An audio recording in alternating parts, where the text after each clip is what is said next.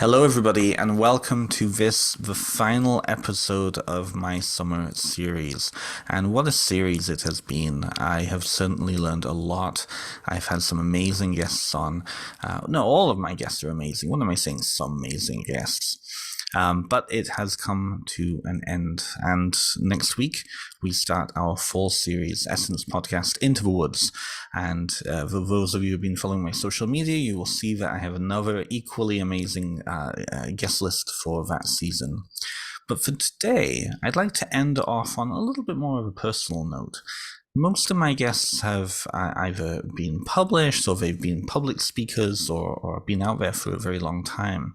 And I wanted to invite somebody on whose work I deeply respect and I want to see more of. Somebody whose work I was introduced to, I think, just through adding on Facebook, and we just developed a little Facebook friendship. I have my friend Gareth Blacthorne on. Hello, Gareth. Hi there. Hello, welcome. Yep, thank So, you. for those who you may I think you're actually connected to most of the same people I'm connected with. So I think most Mhm. people in that circle know you. But for those who don't know you, Gareth Blackthorne describes themselves as a humble artist of esoteric and occult subjects. Gareth is a traditional witch and follower of the left-hand path, and they hail from Virginia, United States. So Gareth, hello. Hello. Yeah, I'm in Virginia. I'm in Richmond, which is actually the capital of Virginia. It actually influences a lot of my art. Mm, Richmond back in the 1800s was the capital of the Confederacy during the US Civil War. And mm, so I feel like that alone in itself makes Richmond kind of a unique place to make such art that is like subversive, but also it's like obviously I'm incorporating themes of like my practice being a mm. left-hand path practitioner, and also just incorporating a lot of like the social struggle that happens here, a lot of like the Yes. cultural overtones. And yeah, that it's just something that I found a lot of empowerment in, and it brings me a lot of joy to be able to create things that talk about topics that some people like shy away from or that like Mhm. challenge because it does like challenge the dominant like privilege in America, especially. Yeah, very much so. Very much so. Art has always been that medium of the masses, right? And, Yeah. uh, and so much of your art, like the ones I've seen, they really pack a punch. I'm curious then for our listeners. Um, you work mostly with esoteric subjects and are hmm really connected with that piece, and that's part of the manifestation of your work. So how did you come to some of these traditions? What kind of led you to witchcraft and paganism Yeah. or the left hand path? Well, I was raised Christian, as I feel like most people here are, especially being, like I'm from southeastern Virginia and a more rural part of the state, whereas Richmond is more urban and more diverse. But I grew up in like an extremely small town. I mean, the town's like 1,000 people. You can drive through it, and it is one of those places where you blink and you miss it. And so in a town like that, like you find, especially in the South, there is a church every like 20 or so feet, and then in between those churches, there are Confederate monuments. Right. And so the blending of like the politics and the religion very heavily influenced me as a child. Like it's the culture that I grew up in my family. And as I got older and began to, explore more that there, were queer people and that, with my own coming out process and like learning that I'm queer, it kind of started to challenge like all the notions that I had been educated on, or I guess told rather. And and I just started asking questions. Like I remember around the ages of like 10 to 12 was when I first started to realize that I might be queer. And Mm. I just thought about like all the different things I had been taught in the church, and some of it, like those conflicts like really started coming to the surface, like the things that don't make sense. And like if X does this, why does Y do this and whatnot. So I started asking my dad. My dad and I don't always agree on everything. He is very different than I am ideologically and spiritually, but we've always had like deep philosophical conversations, even ever since I was a child. Mm. And so like he would actually kind of entertain these notions and like engage me in in like these Mm. conversations, even if he, doesn't agree with what I believe now. And so that kind of like pushed me in a more curious direction. Well, now that I know this, then let's explore even further. And then what does this mean? And it just kind of Right. continued on. And so around the time that I was like 18, obviously, going through puberty and like you're becoming an adult and you're Mm. developing really strong opinions about the world. And I remember there was a day I was sitting in church with my mother, and she, I went with her. It got to a point where I was basically going with her because I didn't want her to have to go alone. And she, didn't really pressure me to go as an older child, but it was like, I'll still go. And like usually the sermons were okay.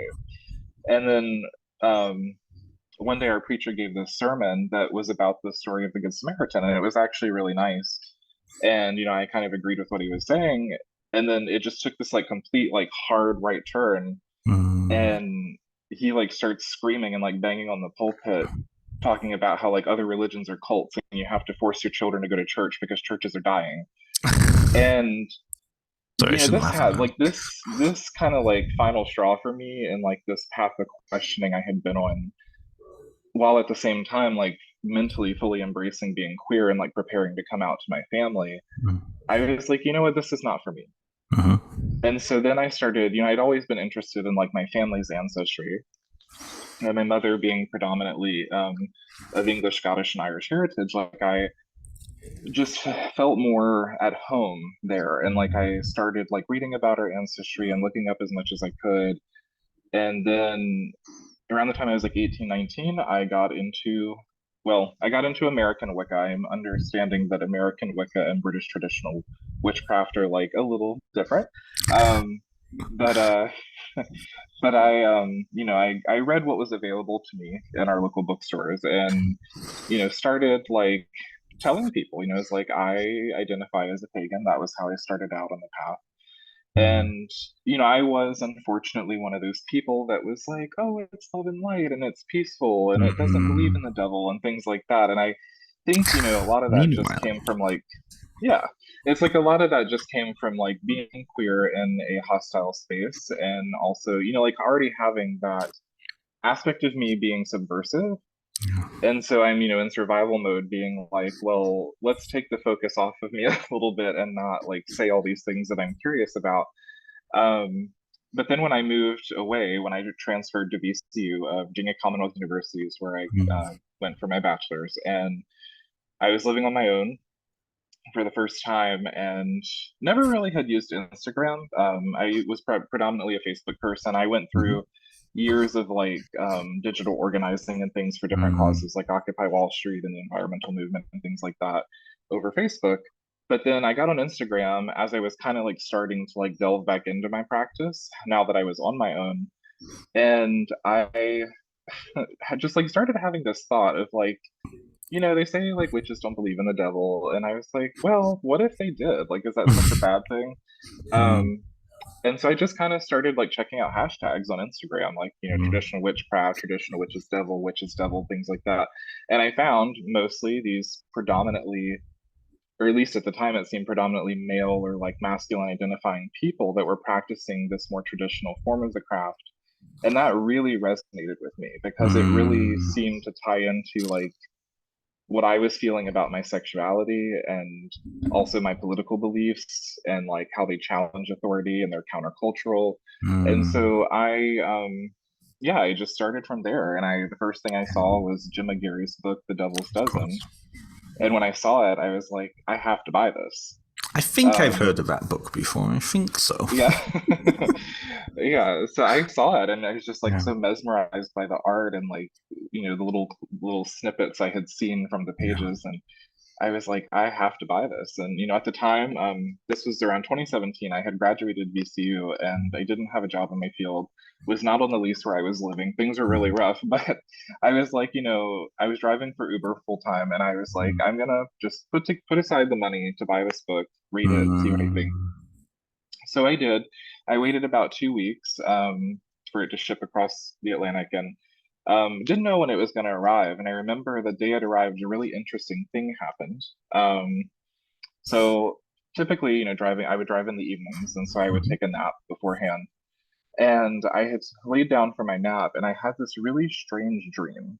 And now I remember before this dream reading a snippet from the book where basically Gemma was saying like you have to suspend like your preconceived notions or fears if you're Mhm. going to do this kind of work. Okay. And those fears like will inevitably come up in doing this kind of work. And given my upbringing, I was very like hyper aware of that. And so I had this dream where I was standing in what basically looked like, your run of the mill like public restroom, Mm. like looking in the mirror, and this like what I would, think of as like a traditional devil figure, like a half man, half goat figure wearing like a cloak was like standing behind me. And I was so overcome with fear. But I remember like telling myself, like, that fear is like that conditioning that I grew up with Mhm. to like be afraid of anything that seems like the Right, devil. right. Yeah. Um, and so anyway, I had this dream, was kind of shaken by it. I woke up. I went downstairs to go to my car to drive that night, and I thought, well, let me check the mail. Not even thinking about the book, just I hadn't checked it in a while. And when I opened it, the box literally fell out on the floor in front of me. And when I realized what it was, I was like, well, that's auspicious. I mean, having a dream like that, it's almost like this, chthonic figure like announcing his arrival or his presence in my life. Mhm. Um, and yeah, and then I read the book and I just like fell in love with it. It's That's a good something book, about it. isn't Like I remember the first ritual I did with a former friend. Like it was just powerful. Like it? Yeah. we went into the woods, we built a fire and everything, and we were doing kind of the like unbaptizing like ritual that's at the very beginning of the book. And I remember like she was saying that she heard things or saw things like off in the woods. But the most powerful thing that happened was at the end of it, I had read out loud, like sort of an offering prayer that I had written. Mhm. And almost immediately, like the wind just like rushed like through the entire Wow. woods. Yeah. And it was Wow. like a very clear sign to me, like a very affirming sign that like this is not just like powerful, but that it's like it's real. It feels like home to me. It feels safe Mm. to me, given like who I am and what I believe. Mm. So yeah, that's kind of what led me to the path. Just my upbringing, and here we are. Mm. I love that. It's funny that 2017, 2016 was around the same Hmm. time that I really came back into my practice and really started to Hmm. connect. And it's Yeah. funny, like I read Gemma Gary's book online at the time, Hmm. and where I was at that point didn't even understand it. Like I remember Yeah. being very critical of it because, Hmm. but I didn't understand it. Right, this whole like the devil, whatever.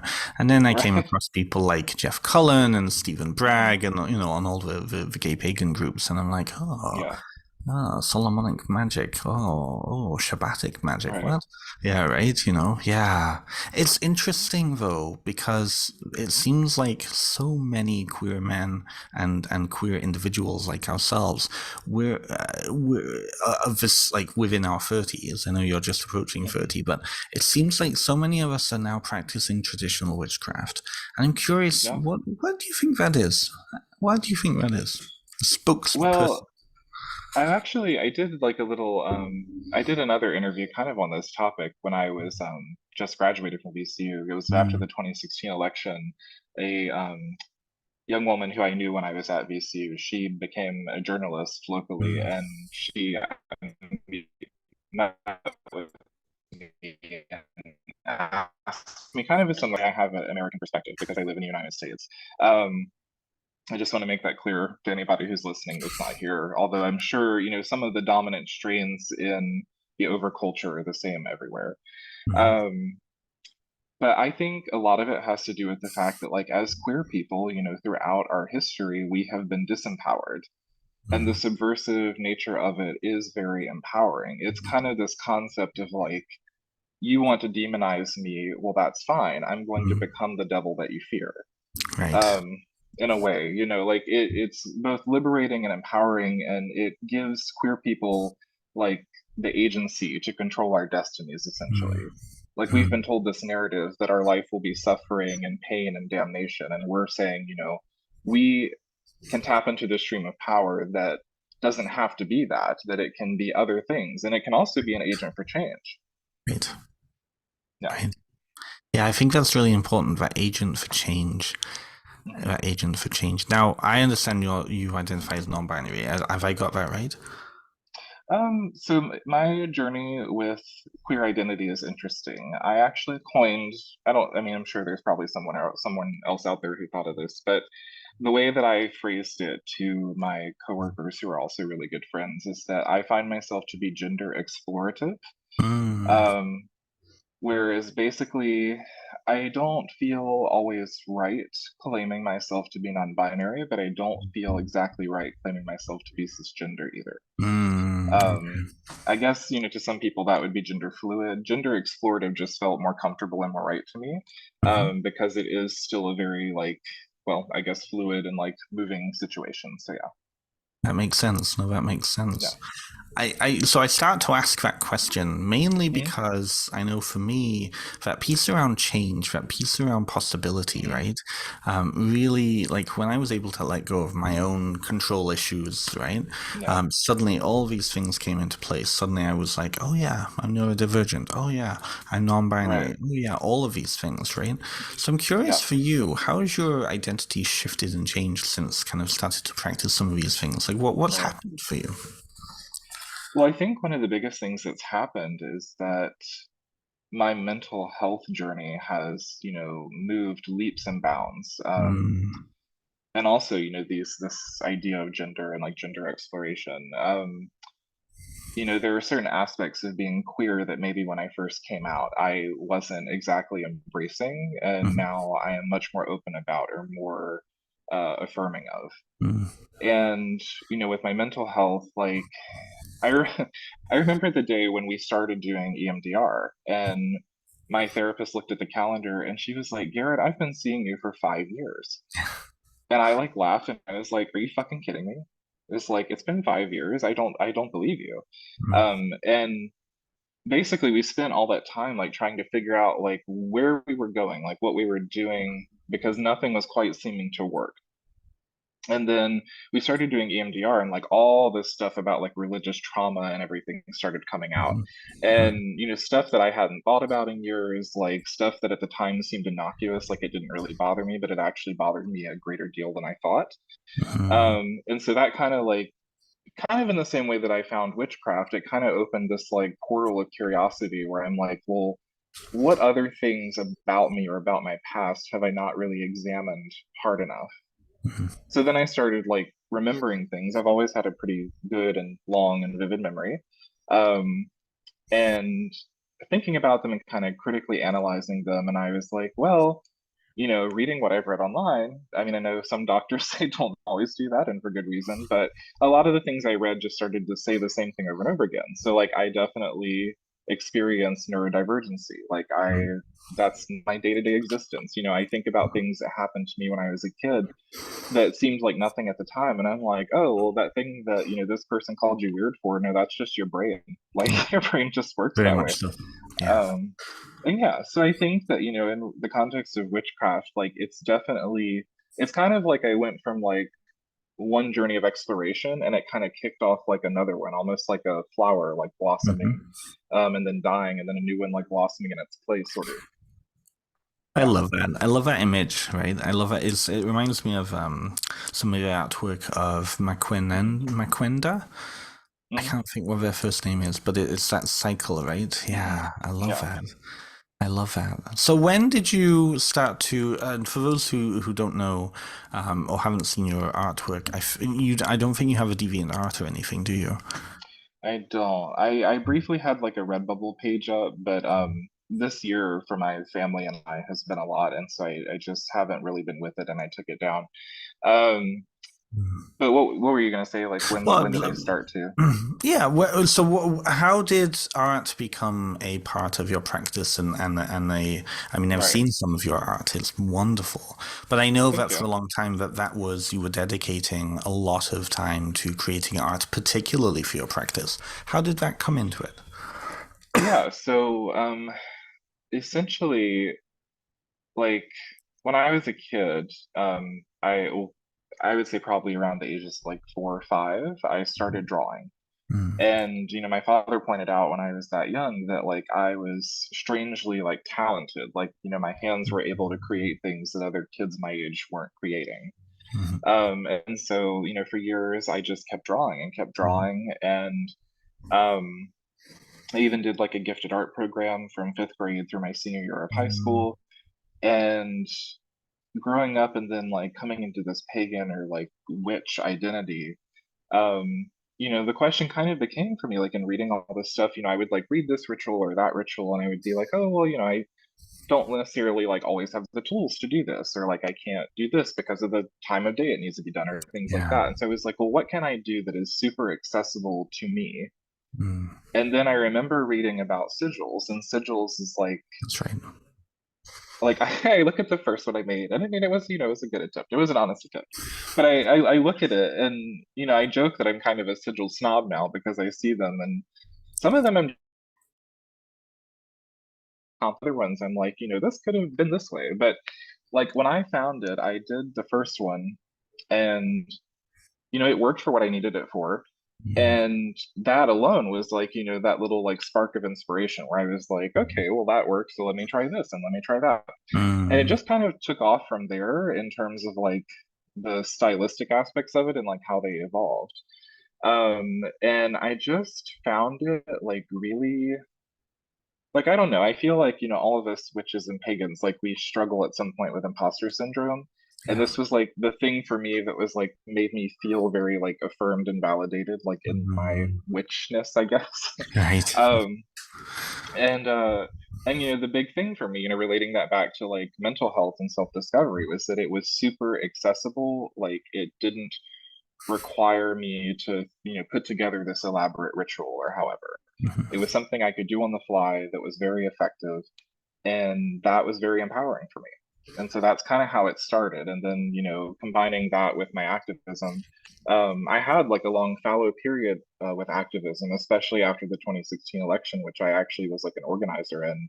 And I kind of wanted to get back into it. Obviously, the political culture in America has become a lot more like hyper partisan and yes. more Mhm, hostile since then. um, so I wanted to do it in a way that like felt safe for me as a queer person, but still like, getting those messages out there and like making a difference. And so I started also like while doing sigil work, also creating like occult inspired like political art. right. Yeah. Okay, I have a question about that, but actually, no. Okay. We'll start because I want to hear more about that, but I also Okay. want to hear about your process of like what is it like for you to begin to start to create something? What is that process? What's going on for you? But let's talk about the political Hmm. art then. So, Okay. give us an example. What would that look like? So like I will start this by saying that I am only identifying and outing myself. Hmm. I was involved with the new iteration of the activist group known as Witch in the United States. In the 60s, it was a group that spawned out of the Socialist Feminists of New York, if I remember correctly. And it was like women something or another terrorizing. Yeah, it has like a bunch of acronyms that go with it. And after the 2016 election, in response to it, there were chapters that started springing up again, like all over the United States. And I saw these people like clad in black and like wearing a veil and everything. And something about like the imposing nature of the image, like the kind of shadowy like silhouette of like what people think Mm, of when they think of a witch, right. even in itself felt very empowering. And so I saw that there was a chapter already in Richmond through Instagram, and I got involved, and we did a few different marches and like protest events and things like that. And um that's kind of where it like started. Like I started Mm, creating art for that, and something about like creating this image of like a mm, statue of Donald Trump being torn down that says bind Trump, which was one of the protest signs I made for our group. And I still am an active member of the bind Trump Facebook group. um and or like I made some other graphics that were like the Confederate monuments in Richmond that had like sigils painted over them and it said like Hex the Mhm. Confederacy, things like that. Mhm. It's interesting to me and like it really draws the passion of like being an artist for me because it pulls on that like that sense of power. Like, you know, Right. Mhm. you live in a political culture and like a state where you are constantly disempowered, you are constantly invalidated Mhm. because of who you are, because of how you vote, because of what you believe, because of how you love, because of how you identify.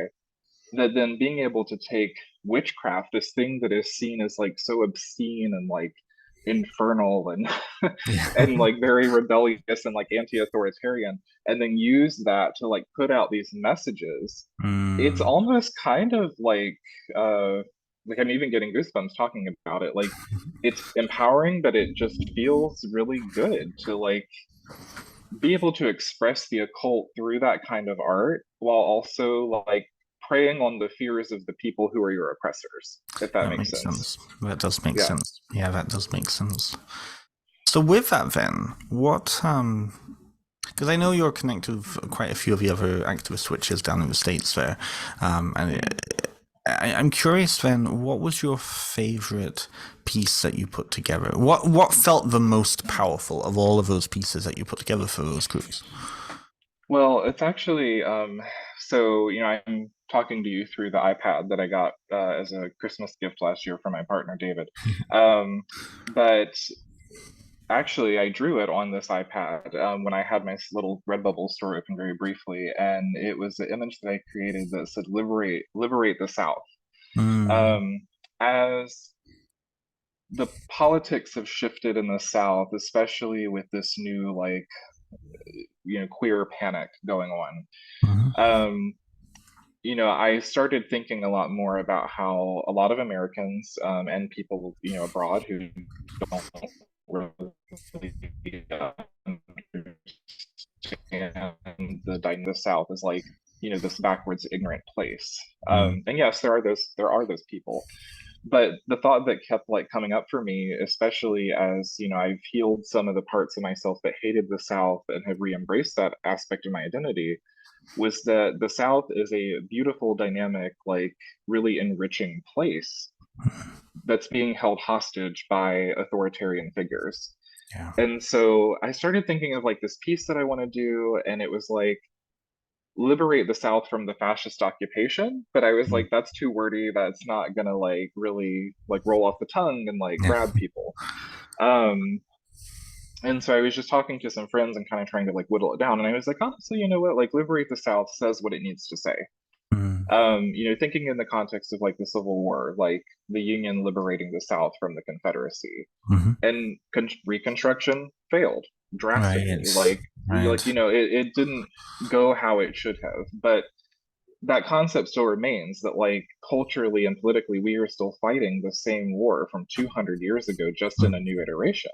And yeah. so this art piece really spoke to me where it has you know this haggard looking hand that's white, this haggard looking hand that's black, tearing apart a Confederate flag that's on fire while also Interesting. breaking their shackles that they're wearing. And then it says Mm, liberate the South like in between it. love that. Yeah, and it just I don't know. It kind of like spoke to me in such a way that like then it started feeding on these other ideas, which I haven't. They're all ideas at the moment. I haven't actually sat down and drawn them. But you know, like one of them was like hags for universal healthcare. So then you have like a picture of this you know crone archetype like riding you know a stang like through the air, and then she's like holding a medicine bottle, and then like what's that little symbol with like the snakes and the wings. Mm, Um, mhm. yeah, Could use this. and Yeah. yeah. Yeah. So yeah, it just I think that's probably my favorite piece so far, and I like the fact too that it has definitely spawned a lot of other ideas for more occult-inspired political art. Absolutely. Absolutely. It strikes me that like once you start, you can't close down that inspiration Yeah, that unwent. Yeah. yeah. Yeah. So then, I don't know how I can ask this. So if we were to shift gears and look at your Mhm. artwork in general, whatever the subject Yeah, is, but let's talk about your magical artwork, like particularly sure. focused, right? So Mhm. I know a lot of I know a few artists who, when they start Mhm. to go through that process of putting the idea to paper, it becomes Mhm. like a meditation for them. A lot of Yeah. icon painting is like that. Mhm. What's your relationship to your finished product? What gets you to that place of it's finished? It's a lot of like kind of what you said about the icon painting. It's a lot of like redrawing and redrawing and redrawing and redrawing like over and over again. Um, in the process of like creating sigils, like I have, a goal, like I have an intention. Mm-hmm. And so I kind of imagine like what the manifestation of that goal or intention like looks like in reality. And then I start basically what I do is like I write out like a simple spell or incantation, doesn't have to be very long. I know there's different methods, like it can be as short as like a single word. I tend to use in mine like entire bodies of text. Mm-hmm. And essentially, if it does end up being really long, I'll take like each paragraph or stanza or whatever, and I'll just like refine it and refine it and refine it until like Right. whatever is left goes into the final symbol. Um, and so as I'm drawing it, I'm kind of like imagining as vividly as I can, like that reality, like that goal or Mm. intention being manifested. And then as I start like breaking the letters down and the numbers down and like the different symbols down and like putting them all back together into a sigil, I just start like scribbling. Like I start like Mm. just drawing it, and just going with what feels right. It's kind of hard to explain, and I assume, it's probably similar for other art forms, but like I'll redraw it like 50 times and then once I get to the sigil, like I know it's like it clicks. And the Mm. light bulb goes off and I'm like, this is the one. Right. Um, Right. yeah, Right, that makes a lot of sense. I feel the same way with some of the pieces that I've worked on myself. It's just like you get out of here because here is where it's yeah. continually no, it's not perfect, it's not perfect, it's perfect. Mhm. You begin to have a relationship with the piece, right? Right. Yeah. And so do you then charge do you have a ritual I or a set do, of yeah. charging? So Yeah. typically I'll use, the different planetary days and hours. I'll use different like different herbs, different candle Mm-hmm. color coordinations, things like that that I associate with like the goal or intention. And then I will do like a small personal ritual using the original incantation to Mm-hmm. then like kind of just chant over the symbol like and empower it with that message. I've also God, it's past. I can't remember who the author is. I have this small book that I picked up from a local occult shop about like practical sigil making, and Mm-hmm. it's very short read. Um, but I do use some of the like death stare methods that are in that book, where it's like you're Oh, kind of like is it? holding your breath and Yeah. like just like staring at it very intently. And Was I it found visual that that magic? has maybe I think something It's like got like that. yellow text on the front, right? Yeah, I think so. Okay, yeah, I know Um, the book is good. Yeah, and so I was reading that and I was like, I mean, I just started doing it my own way, but I was reading that and I was like, that actually sounds pretty powerful. And so I Mm. started doing that. Here lately, I've actually also been making them specifically during like thunderstorms because of like the intense buildup of energy during a thunderstorm.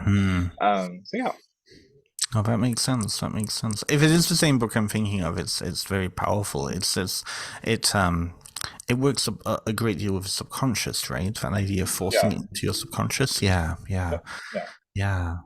How does that impact like that one process? We talked a great deal about your artwork with sigils, but Mhm. how does that impact some of your other practices that you do?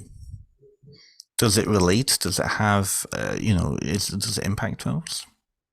Um, to some degree, yeah. Yeah. Like when I first started out, I was much bigger into like grandiose ritual, which I mean, maybe all newer witches go through that where they want, like the full theatrics and everything. But I I do feel like it helped me, down the road and like getting into like simpler forms of magic, like sigils and things like that, that like I knew what felt right, if that makes sense. Mm-hmm. Mm-hmm. Um, or like I knew when something was like pulling at my soul.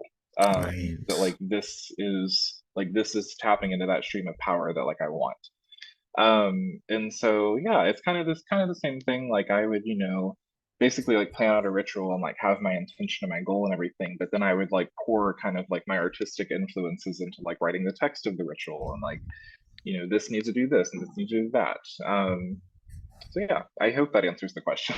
No, no, it does. No, it does. It's interesting because I feel like when people get into these traditions, they're Hmm. so often looking for that what something to do, right? That grandiose Yeah, ritual feels important because it's a grandiose ritual.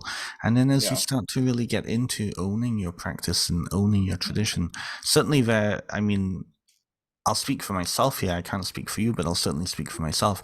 There are Hmm. certain things where I will spend like a whole day just focused on, Yeah. and there are certain practices that I do that they are so special to me that I will go over and above Hmm. board with them, right? But that's more about Yeah. my dedication to it than it is about the Hmm. necessary need for that, you know? Right. Yeah.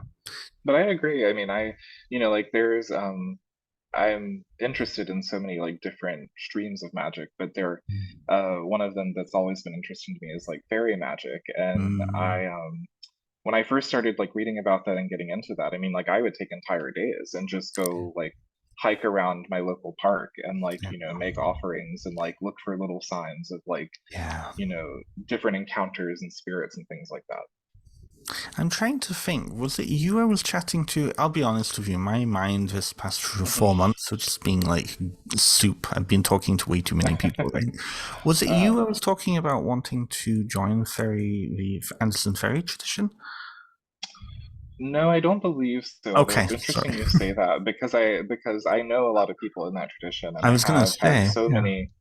Yeah, I have so many friends and acquaintances that are in it, and Hmm. that are queer men or like queer masculine identifying people that have been like, "Hey, I really think this would be for you."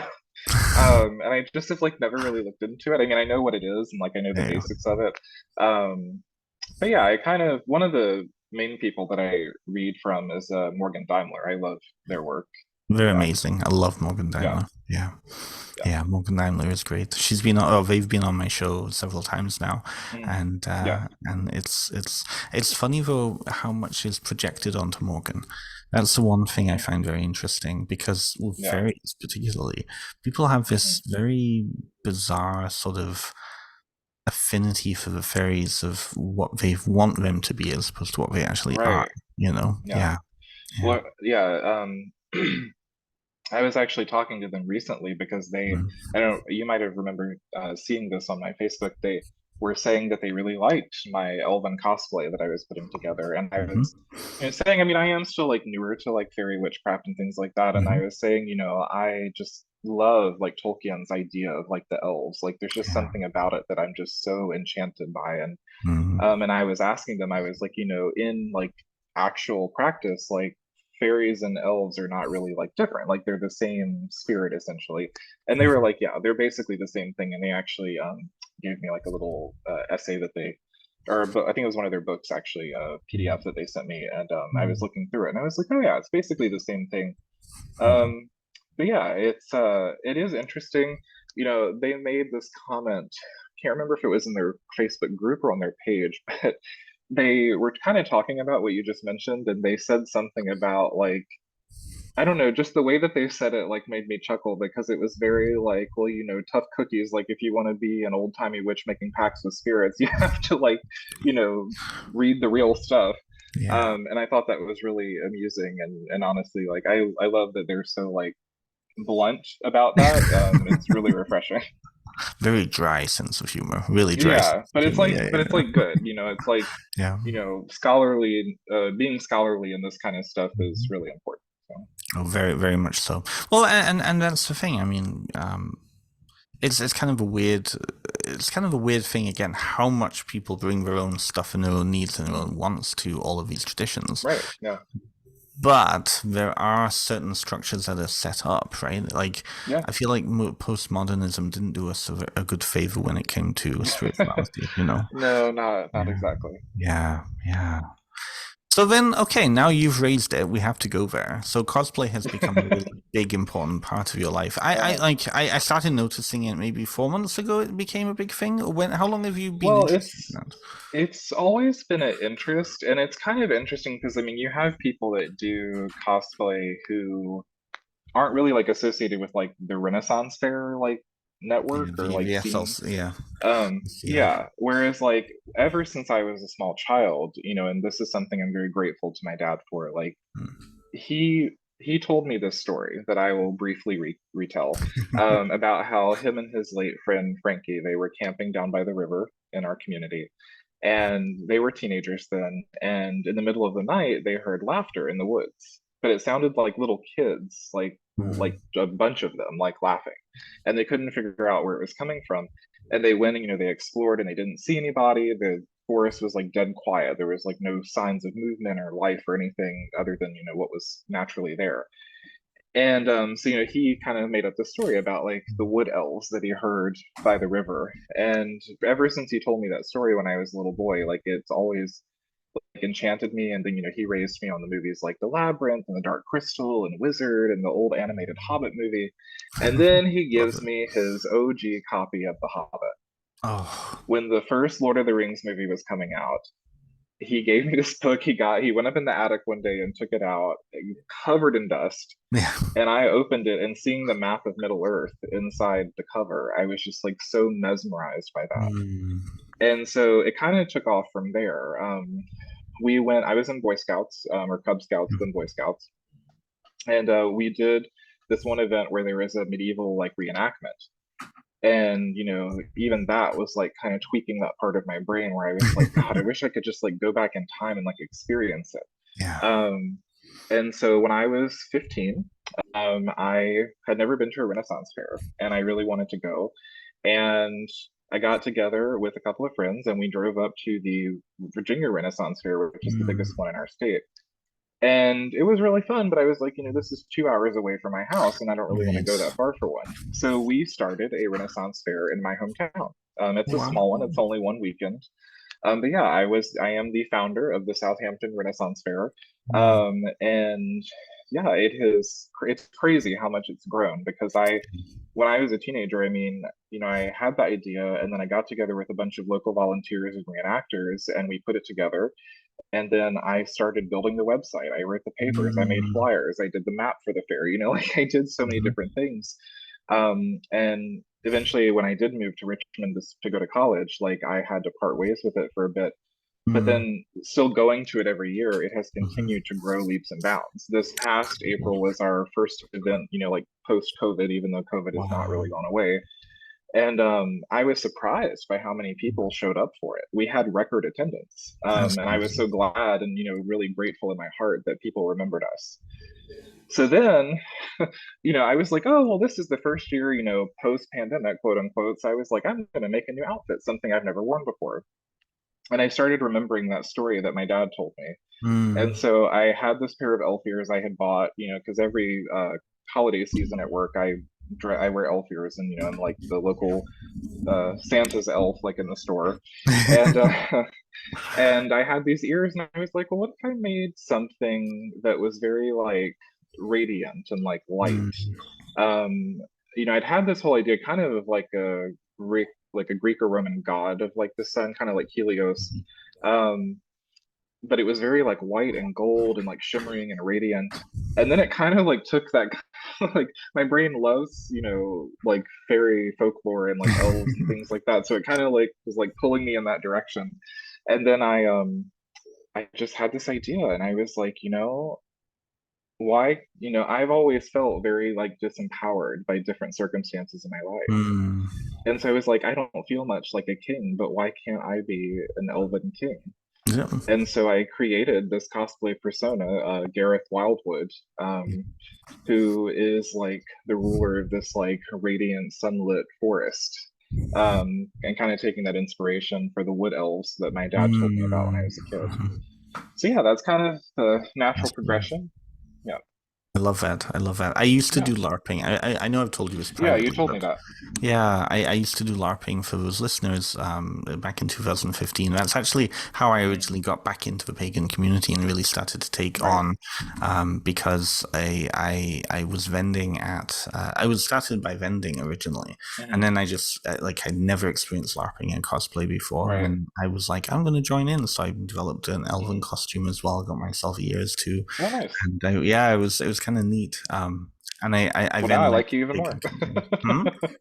I'll I show said now I you like you even pictures. more. I got myself contact lenses, Oh, and the nice. pictures are neat, like nuts. I Yeah. think I was trying to go with like a Castafin from the Defiance Yeah. series Hmm. look, but it didn't really turn out Right. that way. But anyways, but that's and then I eventually ventured into a pagan campground, and that's kind of how I got Hmm. back into the communities. So Yeah. it's interesting though how that connected with my kind of the power of story. And I know Hmm. last night you were asking about the story, the background story of one of your characters that you're working on. Yeah. Yeah.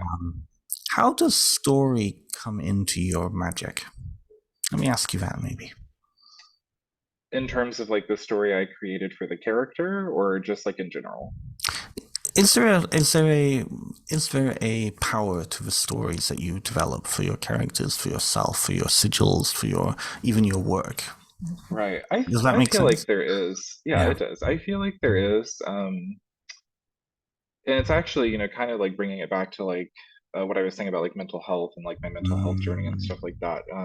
A really good friend of mine, I don't know if you're friends with her on social media, but Kim Ellis, she is like very knowledgeable in like herbalism and things like that, and she just okay. has this like motherly energy. And some of my friends that are also pagan like refer to her as Auntie Kim. Um, and when I first started writing that story for my character, she was the one that helped me start writing it. I had simply posted a picture of like sun rays, streaming through the canopy of trees in the forest. And I was like, once upon a time, there was an elvish king who was radiant like the sun. Well, Mm. then she commented under it and added like the next line. And then I commented and added the next Oh, I line. love that. And I we love kind of that. started building it like that. And she's kind of been following along with like my journey and like therapy and like healing parts of myself and things like that. Mm. And she was messaging me after we did that because I was thanking her for helping me write it, and really wanted to kind of like build on it. Mhm. And she told me, she was like, keep going, because rewriting your story is one of the most Mm. powerful things you can do for Yeah. yourself. And I think, even just like doing witchcraft, even just doing magic, Mhm. um, again, stressing that theme of like empowerment, it like Mm. you're writing an alternative narrative Yes. and then bending the universe to that narrative. Yes. And so I think, yeah, like this, just the power of story alone, like it flows through all of it. Hmm.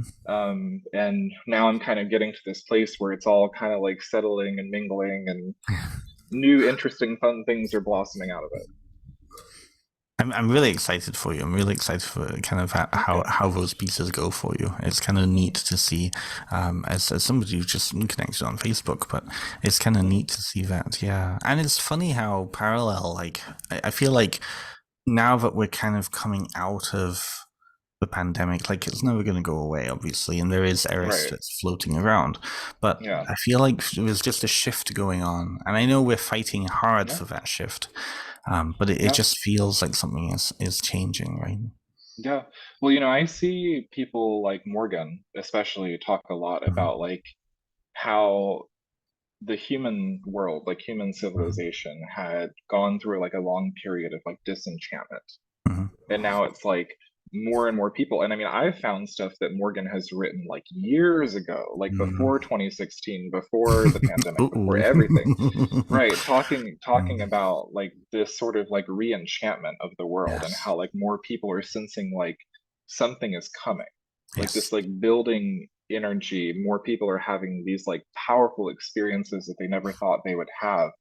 Mm. Um, they even wrote an article about that, I think. It was either them Good. or one other practitioner I follow, talking about how like, don't doubt like what's possible, Yeah. essentially. Don't set your expectations too low. This Um, is the thing. but it's interesting you bring that up, because I mean, I even remember, like I said, I was one of the like kind of social media digital but Digital organizing is a real thing for anybody that doesn't know what that is. Look it up. Mm, It's actually, especially for like somebody that's neurodivergent, is like a really great accessible way to like actually organize people, mm, and like work on different causes. But I was really involved with Occupy Wall Street back in 2011, locally, like where I was at in Virginia. And um, I just remember before that happened, like that was such a like inflection point in mm, American like political culture mhm. that I remember telling people, I just feel like something's going to happen. I was like, I Right. don't know what it is.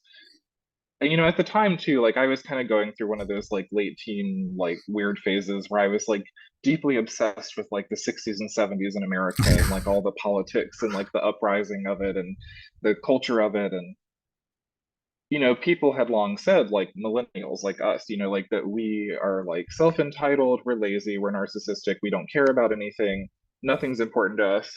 And, that just kind of constantly was like running in the back of my mind. And I'm like, I don't know. Like, I feel like something's going to happen, like something's going to Mm, break or something. And that summer before Occupy like really launched onto the national scene, like I was talking to other people my age and people not my age, and like everybody was saying the same thing, that mm, like something feels like it's coming. And then Occupy happened, and I was just like so deeply enthralled with it. Like all the people in social media saying, "What are you protesting?" were like driving me absolutely insane because right. I'm like, look the fuck around. Yeah. Like there's so much that we're protesting. And it's kind of the same, especially since 2016. Like I felt it, I know you felt it, other practitioners have felt it, that like something changed Mhm. around then. Yeah. Um, and the energies are definitely like a lot more heightened.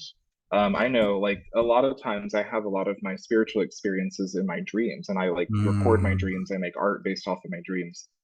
And like I've had crazy dreams since mhm. then that like I'm like, this is so weird.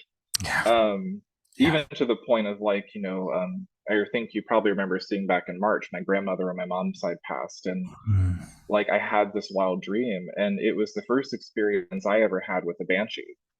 Like I woke up in the middle of the night and I heard this just like horrific, like wailing mm, sound.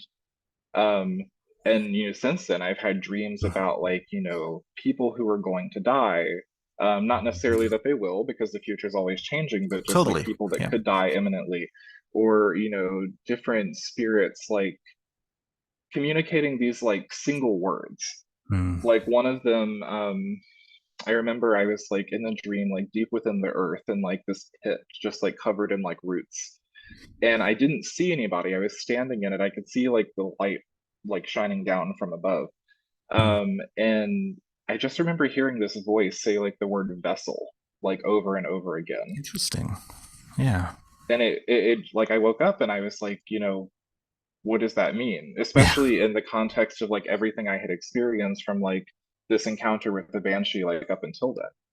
Mm, I've been talking to a friend of mine who's a really amazingly talented astrologer, and she was, I was telling her all this. This was earlier this year, and she was like, um, "What are they called? A psychopomp." She was like, oh, she laughed psychopomps. and she was. Yeah, she laughed and she was like, "Oh, you're starting a little early on your psychopomp journey, aren't you?" And I was like, I don't want that power. I don't want Yeah. that gift. Like, I don't want to know. I don't want to take people to the other side. Like, I don't want to do that. But she That's laughed dangerous again, part and though, saying that, right? right, and well, that's Right. kind of what she was getting at, because her and both a cousin of mine who's also a witch, they were like, the unfortunate thing is when these experiences happen to you, like you don't really get to choose them. It's true. Yeah. They happen to you as they do. Um, Mm, but yeah, I know I completely agree. Like I have, I mean, mm, even like the story with the book that I told you when I bought Gemma's book, like just mm. not only since I've gotten into this stream of witchcraft, but also since then, like just the strangeness of the Yes. experiences has definitely accelerated. Oh, I feel you on that one. I feel you on that one. Yeah, I way too many experiences like that, and they continue yeah, to unfold. Yeah. yeah. Yeah, they do, right? I'm curious with you, Ben. Like, how do you know something is starting to happen in your life? Like I've talked about my own experiences with weird. Hmm. That's the reason why I have that tattoo on me. But that Hmm. idea of that interconnectedness, and I'm curious, how do you know that something is going to happen? Like, is there a premonition? Is that what happens to you?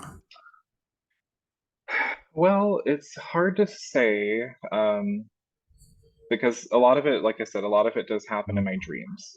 Um, Typically, I think it's kind of in the sense that, like, especially with like spiritual encounters and things like that, Mm, they tend to happen like in either like times of like trauma or like high stress. mhm. Um, Especially like the really big things that you're like, oh, that doesn't really Yeah. happen. Um, but I feel like typically in the past, and really even continuing on to today, like when things have started shifting in my life, whether for better or for worse, it's so like think about how people describe like when like how like somebody's done something to you with magic. Hmm. It's kind of like you start noticing like those little things, Yeah. like the little weird things that happen here and there, but then they kind of like build up to a crescendo, and then you're like, something is shifting, and I should probably look into that because it could be good or bad. Right. Um, Typically in the past, like I've used a bit of astrology in the past, and other like just planetary things to like I did this more when I was a kid and like first exploring witchcraft, but like to see, like what are the different like eras of my life that I will move Right. through. And obviously some of that's been hit or miss, but I feel like, just looking at that, like when it's like good stuff, that it kind of is interesting how it ebbs and flows, like with Right. the journey that I've been on my entire life of like self-discovery. Mm. Um, I feel like life has kind of been this like push and pull of Right. like dealing with like the really bad things, but then like really good things are coming out of it. Yeah. So yeah, I think, in terms of just things happening in general, there, are those signs that you look for, and I do get a lot of the signs in my dreams. But then like more specifically, it's like kind of like living it, like I'm experiencing it, and then Mm. I notice it like in my day to day. Hmm. That makes sense. No, that makes a lot of sense. Yeah. It's fascinating how different people have those different experiences. Like Hmm. I'm not a dreamer. Like I have vivid dreams, but stuff don't Hmm. come to me in my dreams. Yeah. It's not one of those things. But I'm more of a gut person. So like I've had times, and I've spoken about it with some of the other guests, but Hmm. I've had times where I knew, like, it was almost like a weird, like, kind of, when you have a creeping suspicion something's going on, Hmm. and you Hmm. just, you become hyper aware then of, like, Yep. trying to make all those connection points, and then suddenly it's like something big is happening, and you're Right. just in the other room, or, Yep. something like you feel like maybe people are talking behind your back, and, those types of Hmm. feelings, right? Hmm. Um, I often will feel that, and in hindsight, of course, hindsight 2020, you usually see. But I went through an experience. I, I talk about that in my book. Actually, is that Hmm. I think the reason 2016 was such a pivotal year for me was I had all Hmm. these people come back into my life, people who I needed healing from, or they needed healing from me, and it Right. was like every couple of months there would be a new one back, and they were all guys who I had some Yeah. sort of romantic relationship with, or crush on, or Hmm. something, right? Right. Um, and it was like, wow. But that, keying into when I like that anxiety piece of like, ooh, something's going on, and it's interesting. Some people feel it that way. Some people also just like they get like a dawning headache or something like that. Like Yeah. it's kind of neat, Yeah. yeah. I've noticed a lot lately that when something is going to happen, I'm really migraine prone. And I've Mm, noticed a lot lately that when something's going to happen, that they tend to like get triggered and they come on like very, very, very quickly. mm, mhm, Like really, really bad. mm. And like these people that like you needed to like mend your connection with, like just coming like one after another, like to Yeah. you. Um, I think 2016 for me, again, I said I was one of the organizers in the United States Mm, presidential election. In a very like both literal and like metaphysical way, 2016 for me like shattered a lot of preconceived notions that I had. mm. I am guilty of being one of those people that was like, oh, society's on the up and up, everything is great, and things are going to get greater. Right. Um, and, obviously I am white. I understand that a lot of that is privilege. Because for people who are not white, for people who are not straight, for people who are not part of the dominant religious culture in the country, like every day is what we have Mhm. experienced since 2016. Or at least people like me have, been more aware of since then. And I'm not ashamed to say that. Some people might be like, "Oh, that makes you sound fake" or whatever, but like it's true. Like, I wasn't as aware of some of the things that people have always experienced until Hmm. it like became more of like a society-wide like imminent threat. Hmm. Um, and ever since then, like even lately, I actually was I think you're friends with David Salisbury, I think. I am well. Yeah, Facebook friends. I don't know him very well, but yeah, yeah. yeah. I commented on one of his statuses the other day, and I was saying how lately I've been having this recurring dream where I am comforting people my age, like millennials or people Mm, younger than me, Gen Z, as they're like crying hysterically mm, about like why us? Like why do we have to fight these battles? I like why climate change? Why mm, fascism? Like I don't want to deal with any of this. I just want to be left alone. I mm. just want to live my life. And I think some of that is like my like inner being, like my subconscious speaking to myself, because I have those thoughts a lot. I Right. look at my partner every day and I'm like, everybody makes the Handmaid's Tale reference, but I look at my partner every day and I'm like, if shit really hit the fan here, can I protect you? And I don't know. And that scares Yeah. me. Yeah. And I have that question of like, why now? Like, could we not just like do this like 50 years from now when I'm gone? Right. But at the same time, it's like a good thing because it's like forcing me to face these realities of like, you're not just like you're healing Mm, yourself, but your society, both like mm, politically, metaphysically, economically, socially, environmentally, has these like deep wounds that have never mm, been healed. mhm, And, that can even tie back into what we were saying about like disenchantment. mm. I think that with the veil kind of being pulled off of everything, like all these experiences are happening now with increasing like velocity because Mm. like everything's been revealed. Like we're seeing the dark underbelly of everything, but at the same Completely. time, we're Yeah. having these experiences that are like presenting us with like options and tools of like how we can not only survive, but also like thrive and like change society. Mm. It's interesting, isn't it? Because there's so much, even with that guidance to go forward, even with Hmm. that kind of roadmap, there are so many people in society who are coming from that fear place. And it makes Yeah. sense. Like, on a therapy level, it makes sense why people follow Trump, right? Trump is giving a Hmm. simple answer to complex Right. issues. Yep. Right. And that in itself is giving people who don't feel like they have control in their lives a sense of Yeah. control. It makes sense at the base. But I think that's the thing. We're seeing this now with the Insulate Britain movement over in the UK. This Hmm. over the past few years, the Stop Oil Now in the UK. Right. That whole movement, they're doing exactly what other movements in the United States and Canada have done for years. Disrupt, make yourself a nuisance, make people stop, Hmm. make people angry so that in that anger they can transcend that anger and actually see that something bigger than them is going on, Right. right? And most British are just like, why are you inconveniencing me? I know there's Right. stuff going on, but why are you inconveniencing me? Right. You don't get it. You don't get it. It's people Yeah. can be so small-minded, right? Yeah. Well, you Yeah, said that, and I thought back to the video that I saw like a few months back, I think it was on Twitter. I refuse to call it X, I will never call it that. But on Twitter, and it was like during all the riots, like in Paris, and there's like, hmm, all of these like obscenely wealthy, like privileged people just like yeah, eating in this fancy restaurant, but then outside there's like fires burning in the street. yeah. you And it's know, kind of just like, it's like the literal, like, fiction has become fact of like, people what's that meme with like the dog like sitting in the chair and he's like this is yes, fine and then like everything is on fire and it's very very that like yeah, I think that I mean even my parents. Like my dad, is definitely more of a reactionary conservative. Like he voted for Mhm. Trump both times.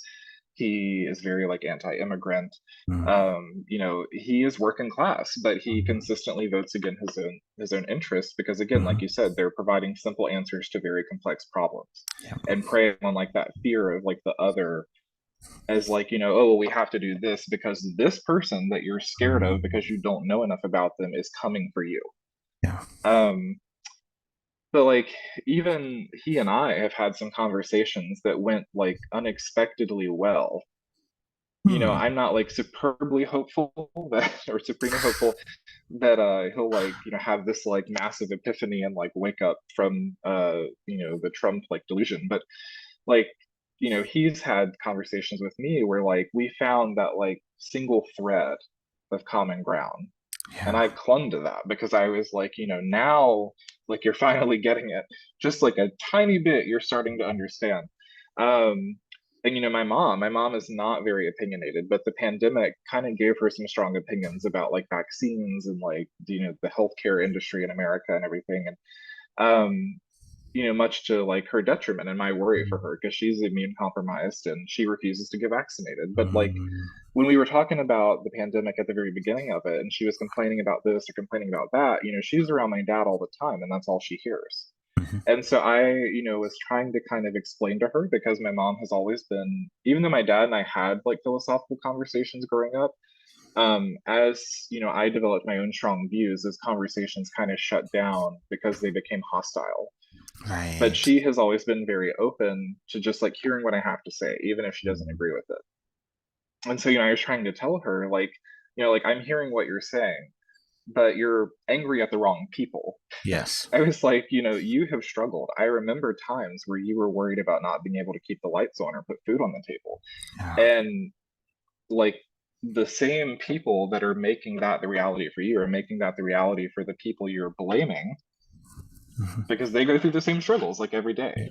And so Yeah. yeah, I think like it's just conversations that like I never thought I would have with like family and friends. And Mm. I think that there definitely has been this sort of like acceleration of like consciousness Yes. in society at large.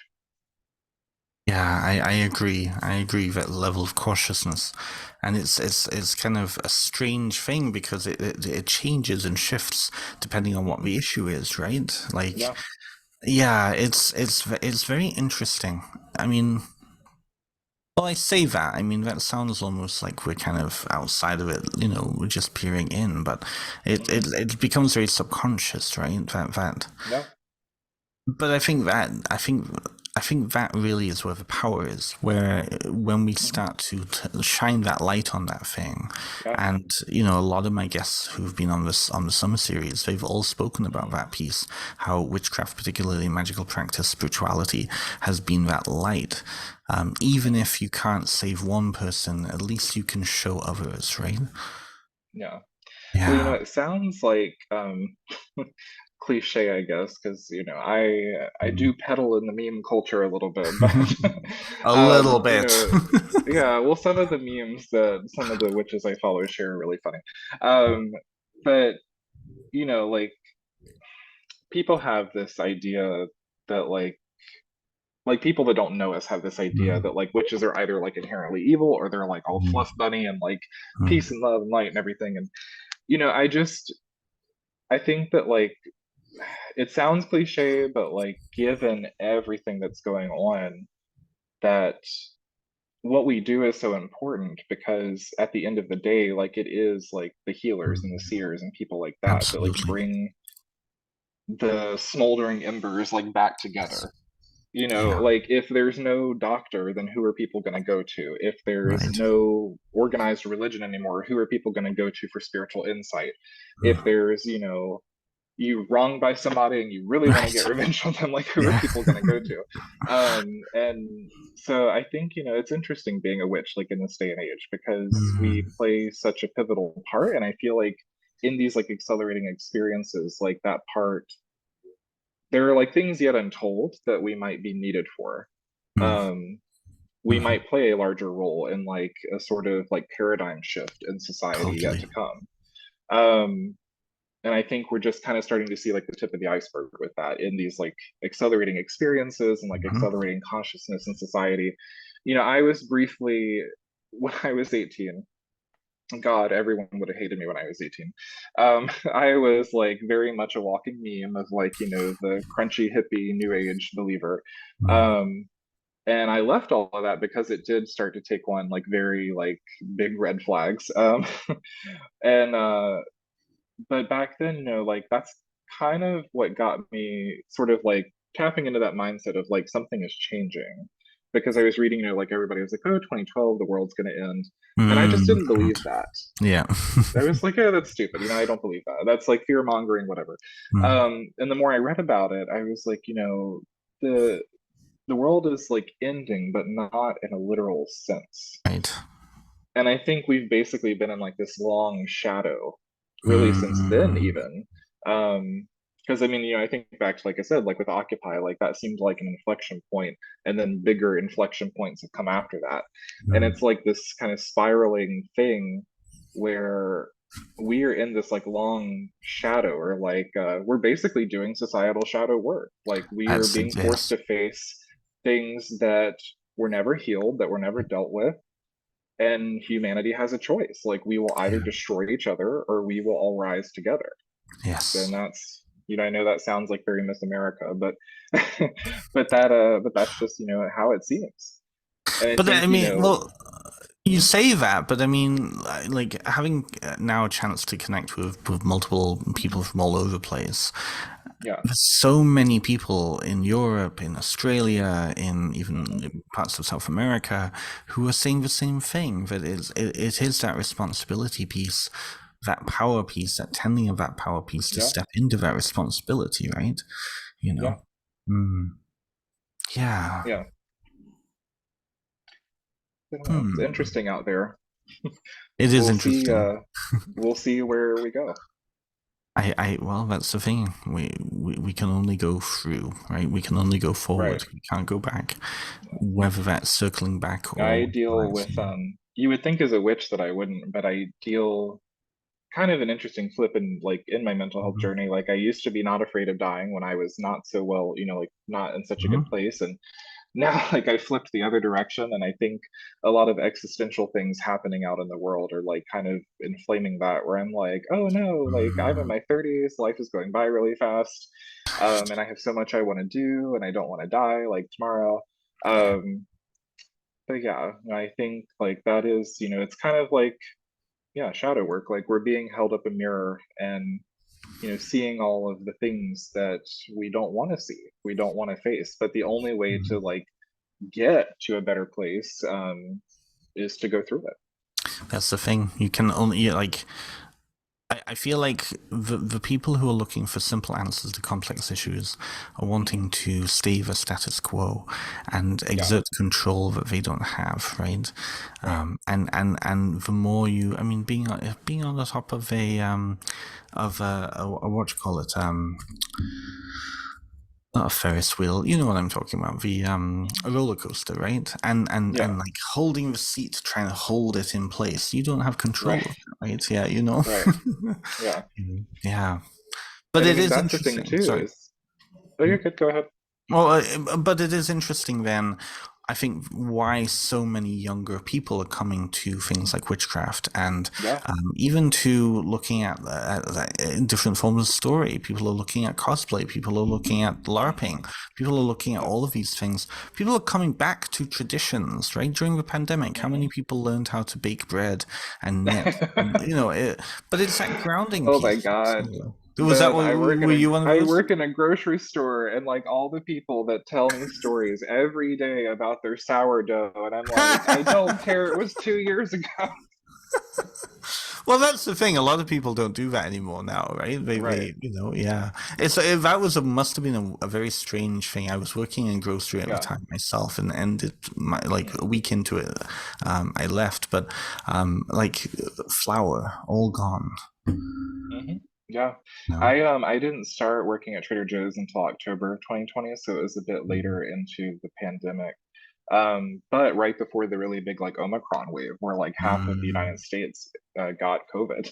yeah. Um, and like when we first started, we still had social distancing, masks were required. Like we always got emails when there was a positive case in the store, the vaccine wasn't available yet. And yeah, like we had to tell people every day, like we can't get Right. this will be back this month.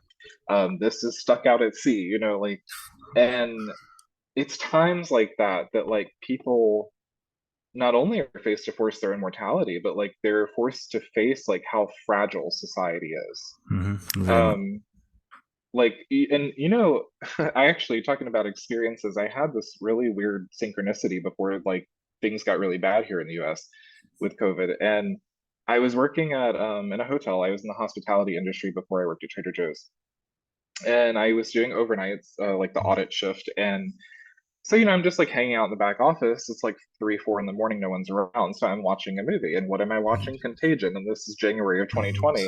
Because I've always been fascinated by like epidemiology. And I was like, oh wow, this is like really scary. Like this could really happen in my lifetime. And then March of Boom, it 2020, everything happens. goes into lockdown. And I'm like, well, fuck.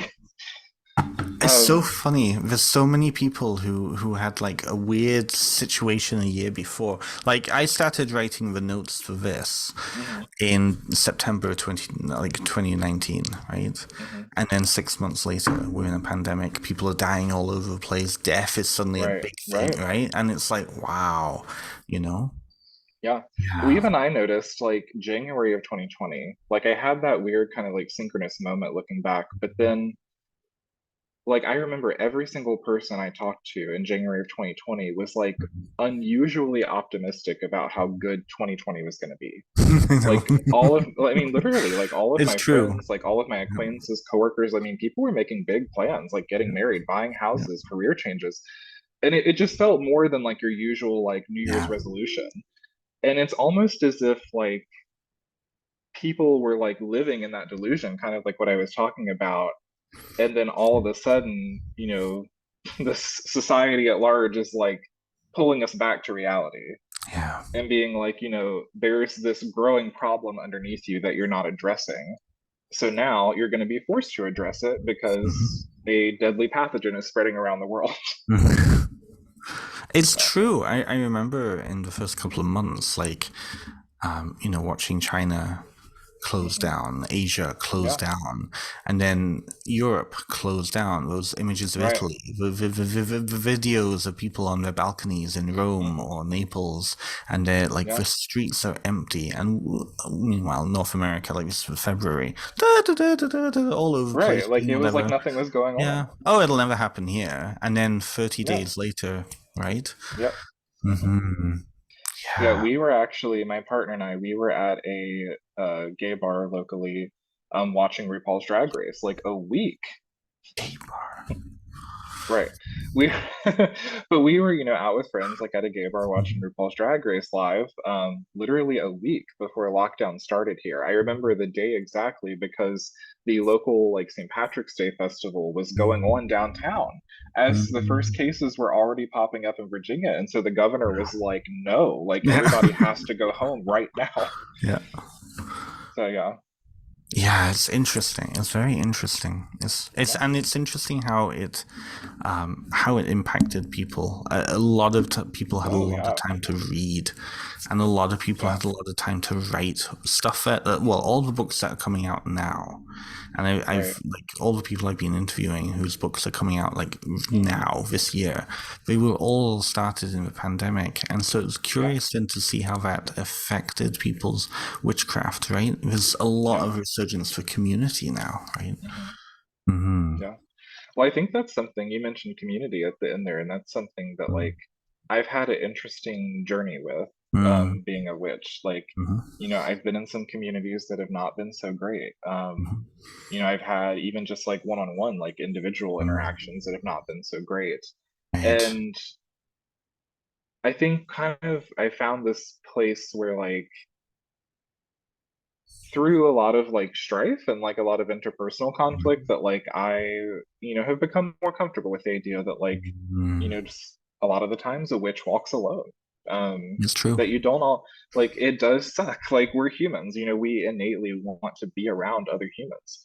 But at the end of the day, like you don't need other people to have these experiences. You don't need other Mm. people to validate you as a witch. And that's something I'm still telling myself, like every day. Mm. When I think about like, oh, I haven't, I was telling you I've been in kind of a long fallow period with it just because I've been focusing so much on like building this cosplay character. And, it's like in the back of my head, I have this like imposter syndrome and like self-doubt kind of thoughts.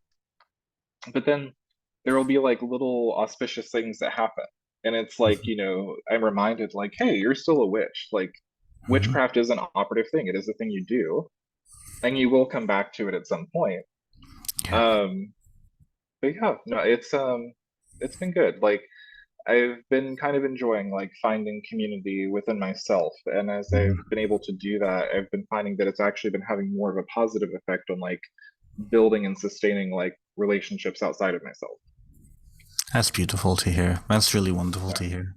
Yeah, that's the healing power of community witchcraft, right? Yeah. Yeah, it's almost like a breathing, though. Sometimes you need to have that Yeah. expansion. Sometimes you need to go in and Right. Yeah. yeah, and give yourself permission to do that too, right? Yeah. Yeah. That's probably a good place to stop and end, actually, given that the whole season I've just embarked on, it was all about community while also talking about the self. So I want to thank you for coming on and being my final guest in this summer series. Of course. Well, thank you so much for having me. This was a really Yeah. good time, and I really enjoyed chatting with you. I also enjoy chatting with you, Gareth. If people wanted to get a hold of you or talk to you more or whatever, do you have a public-facing Facebook or like, do you have plans for stuff like that? Well, so you can find my Facebook. It's not Mm. exactly public facing just because I have been doxxed by fascists in the past. Okay, so we Um, won't go there then. yeah, Mhm. so I do use a pen name. My real name is not Gareth Blackthorne. But yeah, if you want to find me on Facebook, you can find me at Gareth Blackthorne with the E on the end of it. Mhm.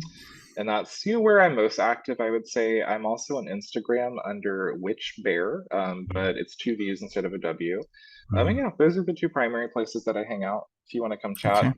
Okay. Alternatively, if you're a huge Lord of the Rings fan like me and you are interested in learning Elvish, that is like a new task I have taken on recently. Mhm. Um, which is I'm getting a textbook of it soon, so that should be interesting. Mm. But apparently there is a Cinderin and a Quinia subreddit. I'm actually on both of Mm. those a little bit now, and there's like a Discord channel attached to those that I joined. So like, hey, maybe I'll see you there Mm. too. Mhm. Yeah, so yeah, those are Okay. where you can find me. Wonderful. If you're interested in reaching out to Gareth, please do go and find him on Facebook. But otherwise, Gareth, thank you so much for coming on. And for everybody who's been listening, I just want to take a moment to thank you for joining us in this summer series. It's been a whirlwind for 4 months. I can't believe it's been 4 months since I started putting this together. I want to thank all of the guests who have been on this podcast season and also all of the guests that are coming up. There's been a couple of pieces in this interview and some of the other interviews that really tie in with the focus of the full series, where I will be speaking to various folkloric and traditional witches, and all of those can be found on my Facebook page, on my website, and also, of course, wherever other podcasts can be found. So I've been Ben Stimson. This has been Gareth Blackthorne as a pen name, and thank you all for joining us tonight. Yeah.